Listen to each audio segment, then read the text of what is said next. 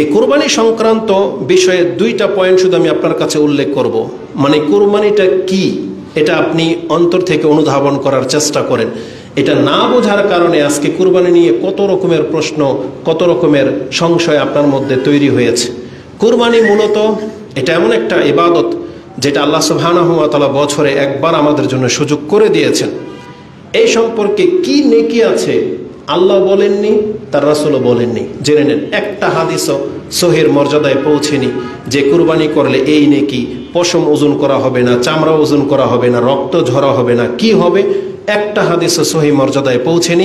এই জন্য আমরা আপনাকে বলবো না যে কুরবানি করলে এই নেকি সেই নেকি, গরুর হাড্ডি গোশত নিয়ে আপনি হাশরের মাঠে উঠবেন, এই ধরনের কোনো বর্ণনা সহি মর্যাদায় পৌঁছেনি। তাহলে এই নেকি আল্লাহ সুবহানাহু ওয়া তাআলা উজ্জ্বল রেখেছেন, বলেননি কিছু, কিন্তু এটাকে আল্লাহ এতটুকু বলে দিয়েছেন এই কুরবানিটা কুরব থেকে এসেছে, মানে আল্লাহর নৈকট্যবান হওয়ার একটা মাধ্যম। মানে আপনি ত্যাগ করবেন আল্লাহর নিকটবর্তী বান্দা হওয়ার জন্য, আর এই ক্ষেত্রে আল্লাহ এই কুরবানিটাকে প্রতিষ্ঠিত করেছেন। এই জন্য আল্লাহ সুবহানাহু ওয়া তাআলা ওই হাবিল আর কাবিলের ঘটনায় এটাই বলা হয়েছিল যে আল্লাহ মুত্তাকিটাকে গ্রহণ করে থাকেন। কুরবানি মূলত আল্লাহর তাকওয়া প্রমাণ করার জন্যই আল্লাহ এই ব্যবস্থা করেছেন। তাকওয়া প্রমাণ করে দেন আপনি, নেকির কথা বলা হয়নি, আপনি শুধু তাকওয়াবান এটা প্রমাণ করে দেন। তার মানে জান্নাত সহ যত নিয়ামতের কথা মুত্তাকিদের সম্পর্কে বর্ণনা করা হয়েছে আপনি কুরবানির মাধ্যমে সেই মর্যাদা পেয়ে যাবেন, কারণ এটা তাকওয়ার বহিঃপ্রকাশ। মানে আপনি কুরবানির মাধ্যমে আপনি যে তাকওয়াবান এটাকে প্রকাশ করে দেন। আমি এই সম্পর্কে শুধু আপনাকে এতটা কথা বলবো, প্রথমে আপনাকে জানতে হবে কুরবানির হুকুম কি। কারণ আমরা হক কথা বলতে দ্বিধা করি না, এটা সমাজের কোন দিকে যাবে তা নিয়ে আমাদের মাথা ব্যথা নাই। আপনি এটা ভুল জানতেই পারেন। কুরবানি ওয়াজিব না, কুরবানি ওয়াজিব না। কুরবানি কি? সুন্নাহ। কুরবানি হচ্ছে সুন্নাহ, বা আপনি সুন্নাতে মুআক্কাদা বলতে পারেন। তাকিদ মানে যার প্রতি তাকিদ করা হয়েছে, গুরুত্ব আরোপ করা হয়েছে, এমন একটা সুন্নাহ হচ্ছে কুরবানি। এটা দলিল কি আমাদের কাছে? ইমাম বুখারী রাহিমাহুল্লাহ, যিনি আমাদের আকীদার ইমাম, যার কাছ থেকে আমরা অনেক সূক্ষ্ম বিষয় ইসলামের জানতে পেরেছি, এবং তিনি ওগুলোকে সূক্ষ্ম বিষয়গুলোকেই তার কিতাবে সবচেয়ে সুন্দরভাবে উপস্থাপন করেছেন যে কিয়ামত পর্যন্ত তার মুখাপেক্ষী হয়ে আছে এই পৃথিবীর মুসলিম। তিনি তার কুরবানির প্রথম অধ্যায়টাই, প্রথম পর্বটাই করেছেন বাবুন সুন্নাতাল উদহিয়া। এই পর্বটা হচ্ছে কুরবানি হচ্ছে সুন্নাহ এই মর্মে, এবং তিনি নিজের মত পেশ করেন নাই, তিনি দলিল পেশ করেছেন আব্দুল্লাহ ইবনে ওমর রাদিয়াল্লাহু তাআলা আনহুমার উক্তি দিয়ে। কারণ আব্দুল্লাহ ইবনে ওমর রাদিয়াল্লাহু তাআলা আনহুমাকে জিজ্ঞাসা করা হয়েছিল কুরবানির হুকুম সম্পর্কে। আব্দুল্লাহ ইবনে ওমর রাদিয়াল্লাহু তাআলা আনহুমা তিনি বলেন, হিয়া সুন্নাতুন ওয়া মারুফুন, এটা হচ্ছে সুন্নাহ এবং সুপ্রতিষ্ঠিত বা পরিচিত একটা ইবাদত। মারুফ একবার সবার জানাশোনা। এটা ইমাম বুখারী তিনি তার ৭৩ নম্বর অধ্যায়ের প্রথম পর্বই এটা করেছেন, সুন্নাতুল উদহিয়া, কুরবানি হচ্ছে সুন্নাহ। ইমাম তিরমিজি রাহিমাহুল্লাহ তিনি তার একটা হাদিসের ভাষ্যে কথা বলেছেন, যে হাদিসটি আপনি কিতাবুল আদাহি কুরবানির অধ্যায় পেয়ে যাবেন ১৫০৬। তাতে ইমাম তিরমিজি বলেন, আল আমালু আলা হাযা ইনদা আহলিল ইলম, এই যে কুরবানি যে সুন্নাহ এটাই আহলিল ইলম মানে জ্ঞানীদের কাছে প্রাধান্য পেয়েছে। আন্নাল উদহিয়া লাইসাত বিওয়াজিবাতিন, তিনি বলেছেন জ্ঞানীরা এটা ভালো করেই জানে যে কুরবানি ওয়াজিব না, এবং তিনি বলেন ওয়ালাকিন্নাহা সুন্নাতুন, বরং এটা হচ্ছে সুন্নাহ মিন সুনানি রাসূলুল্লাহি সাল্লাল্লাহু আলাইহি ওয়াসাল্লাম, এটা হচ্ছে রাসূল সাল্লাল্লাহু আলাইহি ওয়াসাল্লামের সুন্নতগুলোর মধ্য থেকে একটা সুন্নাহ। ইউস্তাহাব্বু আইয়ুমালু বিহা ওয়া হুয়া কাউলু সুফিয়ান আস-সাওরি ওয়া ইবনুল মুবারক, এটা যে রাসূল সাল্লাল্লাহু আলাইহি সুন্নাহ এটাই পছন্দ করেছেন ইমাম সুফিয়ান আস-সাওরি এবং আব্দুল ইবনে মুবারক রাহিমাহুল্লাহ, যারা হচ্ছেন প্রসিদ্ধ তাবি। এটা আপনি তিরমিজিতে পেয়ে যাবেন ১৫০৬ নম্বর হাদিসের নিচের অংশে। আর যারা বলেছেন যে কুরবানি ওয়াজিব, তাদের দলিলটাও শুনে রাখেন। তারা একটা হাদিস পেশ করেছেন, কিন্তু এটা মূলত রাসূলুল্লাহ সাল্লাল্লাহু আলাইহি ওয়াসাল্লামের হাদিস হিসেবে যদি কেউ পেশ করে তাহলে এটা হচ্ছে দুর্বল হাদিস। আর যদি বলা হয় যে না এটা আবু হুরায়রা রাদিয়াল্লাহু তাআলা আনহুর উক্তি, তাহলে এটা সহিহ মান পাবে। এই সম্পর্কে সুনানু দারাকুতিনি সুনানুদ দারাকুতিনি একটা হাদিস কোট করেছেন 4762, তাতে আবু হুরায়রা রাদিয়াল্লাহু তাআলা তিনি বলেন আনহু বলেন, মান ওয়াজাদা মিনকুম সাআতান, যেই ব্যক্তি সামর্থ্যবান, সামর্থ্যে পৌঁছে গেছে, সামর্থ্য রাখে, ফালাম ইউদাহি, কিন্তু তারপরও কুরবানি করলো না, ফালা ইয়াকরাবান্না মুসাল্লানা, তাহলে তারা যেন আমাদের ঈদগাহে না আসে। তাহলে আবু হুরায়রা রাদিয়াল্লাহু তাআলা তিনি বলতেছেন, যারা সামর্থ্যবান কিন্তু তারপরও কুরবানি করলো না, তারা যেন আমাদের ঈদগাহে না আসে, তারা মানে ঈদগাহে নামাজ পড়তে আসার তারা হক রাখে না। এটাই ভাবে তিনি ব্যক্ত করেছেন। এটা দারাকুতিনিতে 4762 রয়েছে।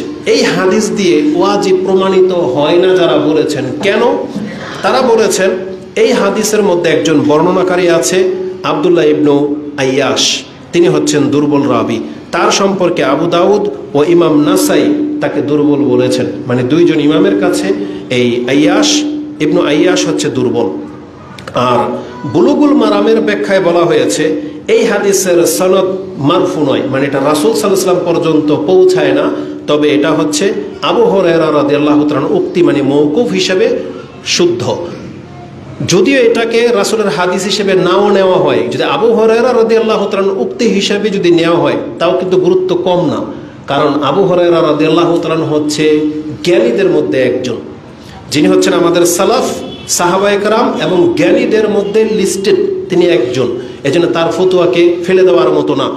আর তিনি এটা অনুধাবন করতে পেরেছিলেন বিদায় শক্ত ভাষায় বলেছেন যে কুরবানি যারা না করবে সামর্থ্য থাকা সত্ত্বেও তারা যেন মুসাল্লায় না আসে। এটা একটা ধমক। যেমন আমরা অনেক সময় বলে থাকি, যেমন আপনার ছেলে বা সন্তান এমন কিছু করেছে যেটা আপনি অপছন্দ করেন না, বা ওকে আপনি বলতেছেন তুই যদি এখন পড়তে না বসবি তাহলে আমার সাথে কথা বলবি না, বা তুই যদি এটা না করবি তা তুই এখন আমার সামনে আসবি না, এরকম বলে দেন। তার মানে আপনি কিন্তু ওকে ছেলে হিসেবে অস্বীকার করতেছেন না, এটা হচ্ছে একটা ধমক। তো তারাও কোরবানিটাকে ফরজ বলে চাপিয়ে দেন নাই, তবে উৎসাহিত করেছেন যে মুসলিম কেন কোরবানি করবে না সামর্থ্য থাকা সত্ত্বেও। এটাই ছিল তাদের দৃষ্টিভঙ্গি, এবং ওই সেন্স নিয়েই আমি কোরবানি সম্পর্কে শুধু এতটা কথা বলবো। আজকে এত সম্পত্তির মালিক হওয়া সত্ত্বেও কৃপণতা আমাদের অন্তরে বসত করতেছে, অথচ আপনি ভুলে গেছেন আল্লাহকে সন্তুষ্ট করার জন্য একজন ব্যক্তি তার সন্তানকে জবাহ করে দিয়েছিল। ভুলে গেছেন সেই ইতিহাস। একজন ব্যক্তি তার সন্তানকে জবাহ করার জন্য অস্ত্র ধরেছিল, কিন্তু আল্লাহ তাকে বাঁচাবেন বিদায় অস্ত্র চলেনি। আল্লাহকে সন্তুষ্ট করার জন্য একজন ব্যক্তি শুয়ে গিয়েছিল, আমাকে জবাহ করে দেওয়া হোক, আপত্তি করে নেই, বরং বলেছিল হে আমার পিতা, আপনি যা আদেশ প্রাপ্ত হয়েছেন করে ফেলেন, সাতাজিদুনি ইনশাআল্লাহু মিনাস সাবিরিন, আপনি আমাকে ধৈর্য ধারণকারী পাবেন। তার মানে সে আল্লাহর রাহে জবাহ হয়ে যাওয়ার জন্য শুয়ে পড়েছে। আরেকজন কুরবানি করতে প্রস্তুত নিজের সন্তানকে। আর ইতিহাসে এটাও পাওয়া যায় যে আল্লাহকে সন্তুষ্ট করে দেওয়ার মতো এমন একজন ব্যক্তি, যিনি তার ক্ষমতা যখন এসেছে তিনি 100 উট আল্লাহর জন্য কুরবানি করেছেন।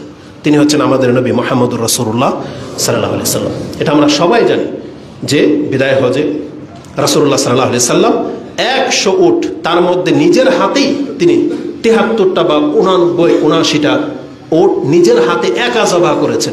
একটা গরু জবাহ করতে আপনি পেরেশান হয়ে যাবেন, ভয় লাগবে আপনার, আর রাসূল নিজের হাতে এতগুলো উট তিনি একা জবাহ করেছেন, নহর করেছেন, এবং তার নিজের টাকার। তার মানে ইব্রাহিম আলাইহিস সালাম তিনি তার কলিজার টুকরা প্রথম সন্তান পেয়েছেন এত বছর পর, সেটা পর্যন্ত আল্লাহর সন্তুষ্টির জন্য কুরবানি করতে দ্বিধা করেন নাই। ইসমাইল আলাইহিস সালাম নিজের জীবন দিয়ে দেওয়ার জন্য দ্বিধা করেন নাই। মুহাম্মদুর রাসূলুল্লাহ সাল্লাল্লাহু আলাইহি ওয়াসাল্লাম যার সম্পর্কে আপনি বলতেছেন যার ঘরে খাদ্য ছিল না, খেজুর আর পানি খেয়ে 3 মাস তারা কাটাতেন, কিন্তু এই সুযোগ আসলে তিনি হাতছাড়া করতেন না। তার মতন ব্যক্তি প্রত্যেক বছর মোটা তাজা 2টা করে দুম্বা জবাহ করতেন। আর যখন আল্লাহ তাকে শক্তি ক্ষমতা দিয়েছেন তখন তিনি 100 উট একাই কুরবানি করেছেন। তার মানে তার মতন পয়সাওয়ালা তো পৃথিবীতে বহু আছে, কই তাদের তো এই ক্ষমতা হয় না। আল্লাহ সুবহানাহু ওয়া তাআলা আমাদেরকে বলে নাই যে তোমরাও তাদের মতো করো, বরং আল্লাহ বলে দিয়েছেন বান্দা তোমার সামর্থ্য অনুযায়ী তুমি আল্লাহর জন্য একটা পশু জবাহ করো, তোমার সামর্থ্য অনুযায়ী। বাধ্য করেন নাই আল্লাহ, জাস্ট আল্লাহ সুবহানাহু ওয়া তাআলা গুরুত্বটা বুঝিয়েছেন যে আমার জন্য এরা এই করেছে, তুমি কি করবা একটু দেখাও করে। এজন্য আমাদের উচিত বছরে একবার মাত্র কুরবানির সময় আসে। আমার তো মনে হয় না যে বর্তমানে এমন যুবক বা এমন ফ্যামিলি মেম্বার কম আছে যারা 20,000 টাকা দিয়ে একটা বকরি কুরবানি করতে পারবে না বছরে একবার? এটা আমার মনে হয় না। কারণ প্রত্যেকের হ্যান্ডসেট, মোবাইল যদি এখন আমরা তাকাই, প্রত্যেকের সেট 20-এর প্লাস, 15-20 হাজার টাকার ঊর্ধ্বে। আর যারা প্রত্যেক বছর সেটকে আপডেট করেন তাদের 20-30-50 হাজার গায়ে লাগে না। বিয়ের অনুষ্ঠানে আপনি কত টাকা নষ্ট করে দিচ্ছেন, আর ইবাদতের সময় শুধু তালবাহান, এটা মোটেও কাম্য না। এই জন্য আমরা বলবো অবশ্যই মুসলিম আপনি এগিয়ে আসেন। আর কোরবানিটা আপনি করছেন কার জন্য, এটাও তো একটা দেখার বিষয় আছে। এটা তো বিফলে যাচ্ছে না। হিন্দুরা যদি তাদের দেবীকে খুশি করার জন্য পশু জবাহ করতে পারে, কি যে করে তারা নেটে আপনি দেখতে পাবেন। তাহলে আপনাকে যে আল্লাহ আমাদেরকে হেদায়েত করে দিয়েছে, এর বিনিময়ে আল্লাহকে আমরা কি দিচ্ছি? আল্লাহ তো আমাদেরকে হেদায়েত করে দিয়েছেন। আর আল্লাহ এই কথাটাই ঘুরে ফিরে বারবার বলেছেন, লিউকাব্বিরুল্লাহ আলা মা হাদাকুম, তুমি আল্লাহর বরত্ব তো এই জন্য ঘোষণা করবা যেহেতু আল্লাহ তোমাকে হেদায়েত করে দিয়েছেন। তাহলে মুসলিম হিসেবে আল্লাহর জন্য কুরবানি করা আপনাকে ফজিলত বর্ণনা করতে হবে কেন? এই জন্য আমি মনে করি এতটা কথা যথেষ্ট যে বছরে একটা সুযোগ আল্লাহ আমাদেরকে দিয়ে দিয়েছেন। আর আল্লাহ যে বলেছেন এটা তাকওয়ার দাবি। আল্লাহ তোমার এই গরুর রক্ত গোশত চান না। কোরআনে কি আল্লাহ এই কথা বলেন নাই? আল্লাহ কি বলেছেন? লা ইয়ানালাল্লাহু লুহুমুহা ওয়ালা দিমাউহা ওয়ালাকিন ইয়ানালুহু আত-তাকওয়া মিনকুম। আল্লাহ কুরবানির মাধ্যমে তোমার তাকওয়াটা শুধু দেখতে চান, আর গরুর চামড়া, রক্ত, গোশত সব তোমাদের জন্য, এগুলো তোমরাই ভক্ষণ করবে, তোমরাই উপকৃত হবে। আমি শুধু আল্লাহ তাকওয়াটা দেখতে চাচ্ছি। তাহলে এটাই হচ্ছে কুরবানির আসল তত্ত্ব, এটাই হচ্ছে কুরবানি করার আসল মর্যাদা, যেটা আপনি সূরা হজ 37 নম্বর আয়াতে পেয়ে যাবেন। তো এটা ছাড়া আমি আর কিছুই বলতে পারি না যে কুরবানি সম্পর্কে। বাকি যে হাদিসগুলো আছে আগেই বললাম, সেগুলো সহি মর্যাদায় পৌঁছেনি। অতএব আমরা দোয়া করি আল্লাহ আমরা যারা এখানে আছি আমাদের অন্তত এই সুযোগটা আপনি এতটুকু সামর্থ্য রাখেন যাতে আপনার জন্য বছরে একটা পশু হলে আমরা কোরবানি করতে পারি। আমিন ইয়া রাব্বাল আলামিন। কোরবানি সংক্রান্ত মাসলা মাসাইল বহু, তা আপনি যদি হুকুম জানেন আপনার বহু কিছু হাল হয়ে যাবে। কোরবানি সুন্নাহ, আপনাকে সামর্থ্য অনুযায়ী কোরবানি করতে বলা হয়েছে।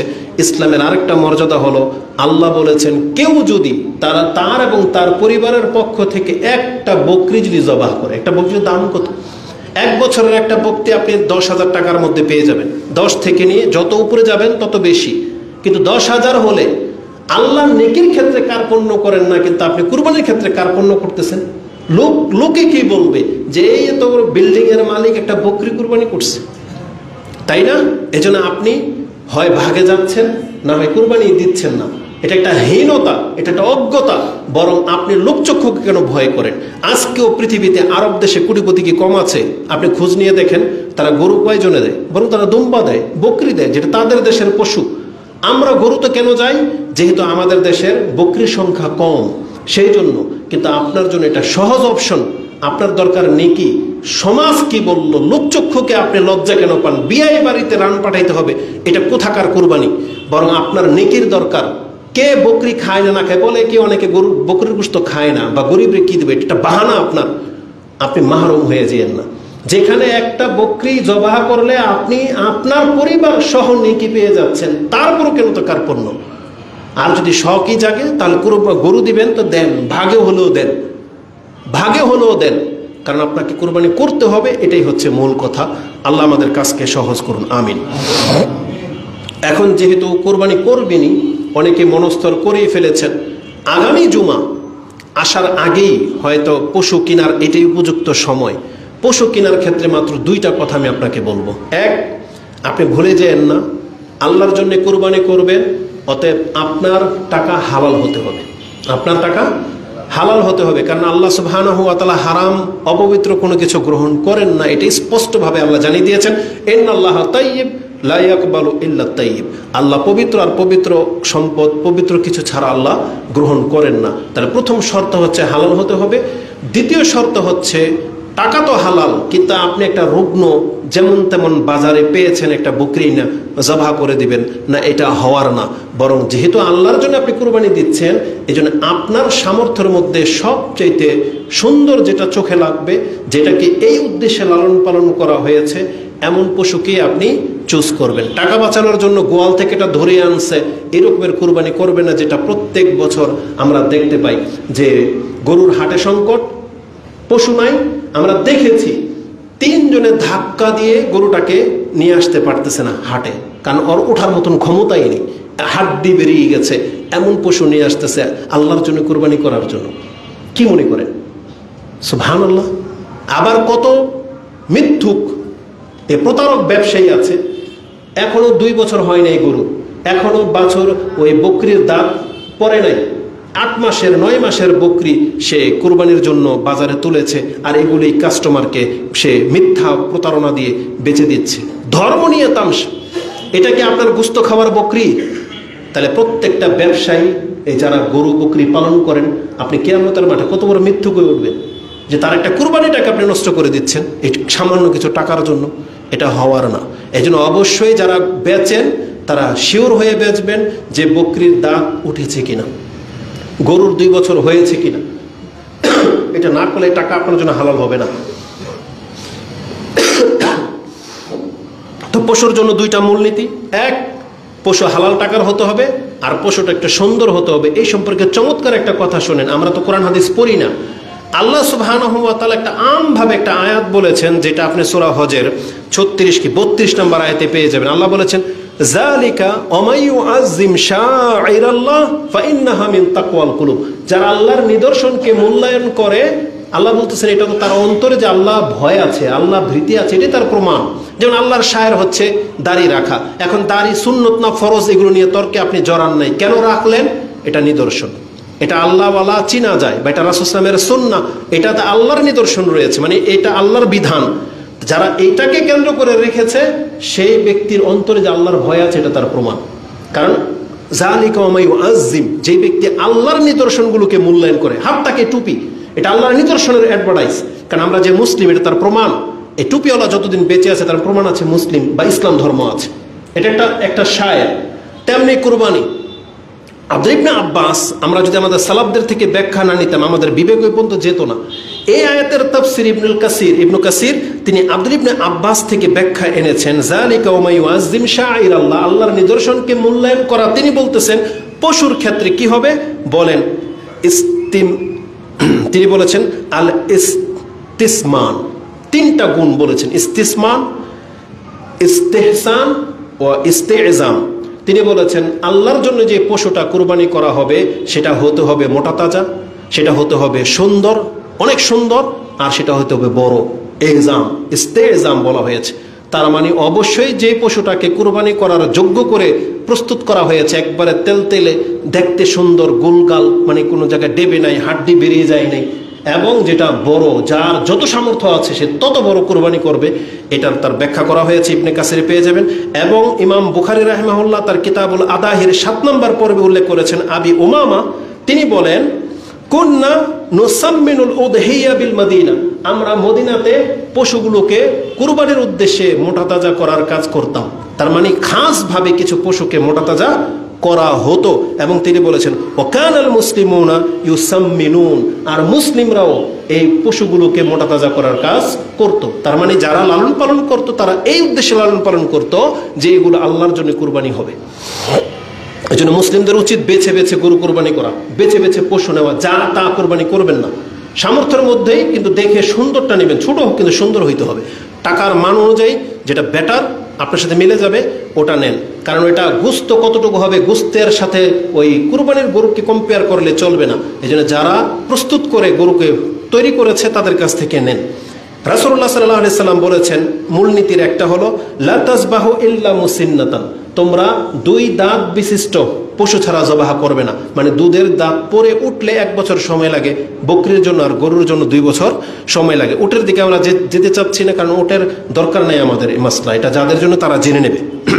তো রাসূলুল্লাহ সাল্লাল্লাহু আলাইহি সাল্লাম আমাদেরকে বলেছেন দাঁতে নাই এমন কোনো বকরি আপনি জবাহ করবেন না, এমন কোনো গরু আপনি জবাহ করবেন না। ওই বিক্রেতা যত রকমের বাহানা দিক না কেন আপনি নেবেন না, অন্তত এটা একটা করবেন। দ্বিতীয়ত দেখবেন আলী রাদিয়াল্লাহু তাআলা তিনি নিজের জন্য পছন্দ করতেন, তিনি বলেছেন আন নাস্তাশরিফাল আইন ওয়াল উযুন, রাসূল আমাকে বলেছে তুমি চোখ এবং কানটাও দেখে নিও, তার মানে কান যাতে বড় বড় হয়, কানে যেন কাটা কোটা কোনো খুঁত না থাকে, এমনগুলো দেখে নেবেন। কান কাটা হলে কোরবানি করা জায়েজ, ত্রুটি হবে না, কিন্তু সৌন্দর্যতার জন্য আপনি কান কাটাও নেবেন না, এটা বলা হয়েছে। আর স্পষ্ট যেগুলো কোরবানি করতে জায়েজই হবে না সেটা জানেন। একটা হচ্ছে অন্ধ, বাইয়ানো আওয়ারুহা, যার দৃষ্টি নষ্ট এমন গরু, ট্যাগরা হোক বা বাঁকা হোক বা এক চোখ নষ্ট হোক, দুই চোখ নষ্ট হোক, এমন কোনো গরু কোরবানি আপনি করতে পারবেন না। ল্যাংরা যেটাকে আমরা বলি, খোরা মানে যেটা এক পা ত্রুটি আছে, সেই গরু আপনার জবাহ করা চলবে না। এবং ওই যে আল কাসির মানে এমন বয়সে পৌঁছে গেছে, হাড় হাড্ডি বেরিয়ে গেছে, ধাক্কা দিয়ে উঠানো যায় না, এমন গরু কোরবানি করা জায়েজ নাই। এবং বলা হয়েছে ওয়াল আরজাউ, এটা বলেছি, ওয়াল কাসিরও বলেছি, আল্লাহ তিল্লা তুনকি, ওয়াল মারিদ। আর যেই পশুটা আপনি এনেছেন তো সুস্থ, কিন্তু কুরবানির আগে অসুস্থ হয়ে গেছে, এমন অসুস্থ যেটা কুরবানি করতে নিষেধ, এমন পশুকে আপনি কুরবানি করবেন না। তাহলে আপনার করণীয় কি? এটাকে বিক্রি করে দেন, সেটা অন্য কাজে ব্যবহার হবে, বা সুস্থ হলে কষাই এটাকে জবাই করে খাবে, বিক্রি করবে। আপনি ওই টাকা দিয়ে আরেকটা নিয়ে নেন, বা সামর্থ্য থাকলে আরেকটা আপনি নেন, তবে ওইটা কুরবানি করা যাবে না।